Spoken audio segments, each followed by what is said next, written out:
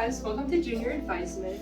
We'll be going through a presentation to discuss some important topics that both students and parents should know for junior year.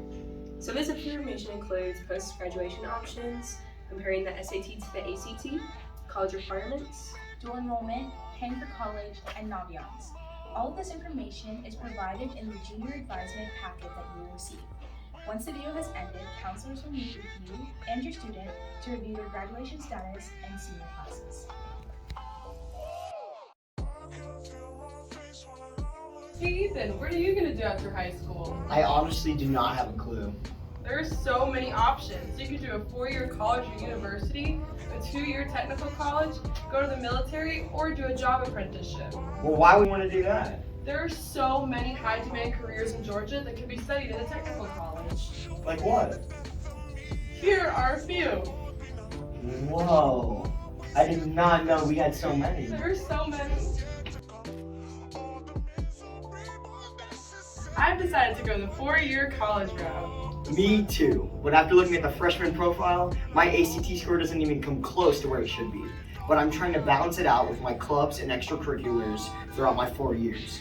Those are all really important, but it's also important to have a safety, a reach, and a range school. And you can find all those by looking at the college's freshman profiles. And that's how you can see what the students had that were previously enrolled, like their scores and their GPAs and whatnot. I totally agree. Having a backup plan is a very good option. So I know all about the safety schools, and you have a great shot of getting in and exceed all of the expectations. Well, what is the difference between a reach and a range school? A range school is a school where you fall in the middle 50% of their freshman profile.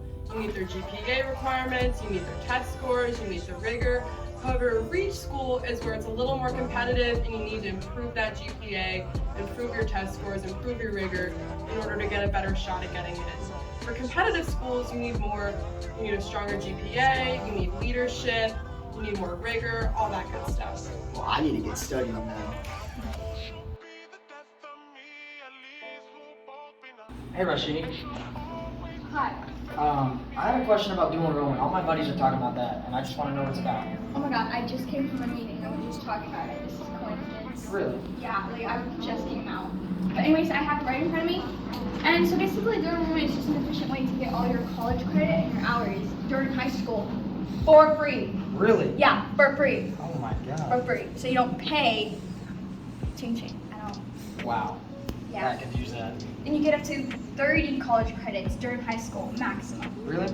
Yeah, and just look at the sheet. So these are the steps that you need to follow in order to even apply to dual enrollment and get there. So first, you research about colleges. I pick a college. People here at Glasgow High School usually tend to go to Kennesaw or UGA or Georgia Tech.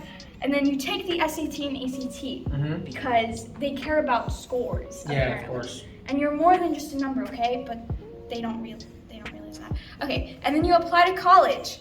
So you apply there to that program. Send in your transcripts along with your SAT and ACT scores. Yeah, of course. And then you talk about with your counselor and everything, sign a bunch of consent, school agreement forms, and attend a mandatory meeting. And that takes place here. Don't have to go anywhere for that? Don't go anywhere. Okay, don't go to that place. Come here. Sweet. Hey man, have you taken the SAT or ACT yet? No, but I really have no idea which one to take.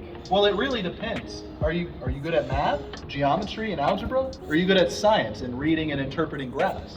I feel like I'm better at science than I would be. Well, that's awesome. You should probably take the ACT then. The ACT takes off a math section and adds a science section. And the science is about interpreting graphs a little bit more. The SAT is a little bit more about interpreting math, algebra, geometry, and a little bit of pre-calculus. Okay, so definitely the ACT. Yes, but you want to sign up early, Got it. because sometimes you're gonna have to go to different schools. Oh, Yeah, seats get filled up pretty fast. yeah. Are you taking any training for it, or are you gonna wing it? I heard that Khan Academy is doing some free online lessons, so I think I might look into those. Oh, really? Yeah. Okay, awesome. Have you prepared for anything beyond retesting? No, not yet. I'm still new to this whole SAT, ACT thing. Okay. Well, once you get your raw score, if you're not happy with a certain score, you can retake it, and some colleges will super score it. Wow, really? Wait. What's the super score? So super score is when you take one section that may be a little bit higher in the first test and lower on the second test, and they'll take both scores and take the best one. Oh, okay, that sounds amazing. Yes. No, I'll definitely be looking into that. So on the ACT, if you get a 4 on the math, but you get a 31 on the science, and you retest, and then you get a 31 on the science and a 4 on the math, it'll be a 31 all across the board. Great, I definitely need that. There's definitely some things I'm struggling with on the ACT. There's also other tests to take too. If you're thinking about military, there's this thing called the ASVAB that you can take. Wow, no idea.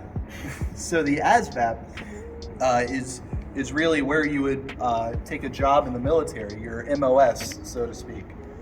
There's also called the ASVAB if you're thinking about military. So with the military, you take this test. It's kind of like the SAT, but more military pertained knowledge, and it'll give you where you think you would go for your MOS or job in the military. I see. Yeah. Okay. What about technical college? Yeah, what about that? Huh? You left out a minority. Well, there's also AccuPlacer. AccuPlacer is a test for technical colleges specifically pertaining to you. Really? I had no idea. Yeah. I didn't either. So are you guys ready to take your tests? Yes, I think I am. I mean, I'm more prepared now than I was 3 minutes ago. Yeah. So. All right.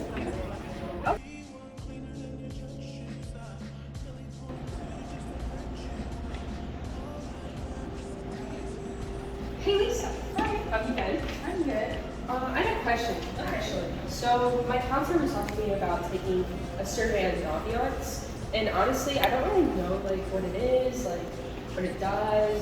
Do you know?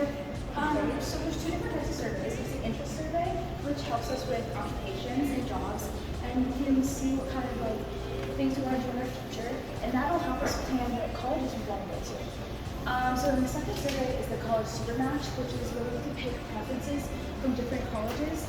So if you want to go to a small campus, you can choose that, or if you want to go to like a larger campus, if you want to go to an open campus like NYU, you can pick something that has an open campus, or majors. If you want to have a nursing major, you can pick that major, and that'll help you. And through this process, you can go ahead and figure out which colleges you're interested in and which ones have your interests. And from that, you can have your list, and that'll be on your interest list for colleges. That's cool. Hey, do you know about the resumes and like basketball? Because I'm really confused about that. So service hours, right? Basically, you want to try to get to 200 because then you get this cool like core thing for graduation. But how to do that? You have to do hours, obviously. You can do that like by managing a sport. That's how I do mine. You could also do it in a club. I know NHS makes the students in their club do service hours, and then you just log those. And by doing that, you have to ask whoever is above it. So for that, it'd be Senora Nat, and then she would approve it, and then you get your service hours. So that goes for SU ball, and then other things you can do is building up your resume.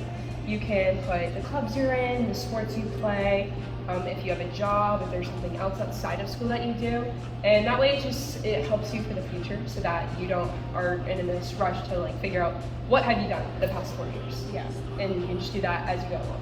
Okay, and just remember that when we're going in to log in, just use your email address and it'll be good to get us topics. Perfect. Thanks, Lisa. Thanks.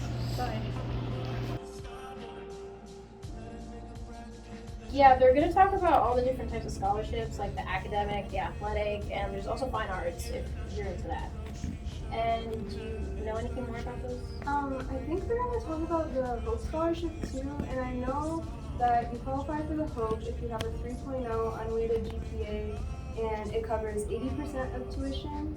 And then for the Zell Miller, which is a 3.7 unweighted GPA, it covers full tuition.